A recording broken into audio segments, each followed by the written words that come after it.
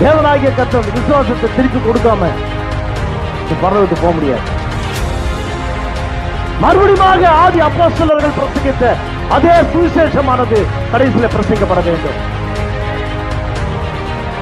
எந்த நாமத்தை குறித்து அவர்கள் பிரசங்கித்து அந்த நாமத்திற்காக அவர்கள் துன்புறுத்தப்பட்டார்களோ அதே நாமம் மறுபடியும் கடைசியில் பிரசங்கிக்கப்பட வேண்டும். கர்த்தராகிய இயேசு கிறிஸ்து நாமத்தினாலே, கர்த்தராகிய இயேசு கிறிஸ்து நாமத்தினால் பாவ மன்னிப்பு, கர்த்தராகிய இயேசு கிறிஸ்து நாமத்தினாலே நிச்சயமாக பேய்களை துரத்துதல், கர்த்தராகிய இயேசு கிறிஸ்து நாமத்தினாலே ஞானஸ்நானம், கர்த்தராகிய இயேசு கிறிஸ்து நாமத்தினாலே பாவ மன்னிப்பு, எல்லாமே இயேசு கிறிஸ்து நாமத்தினால்.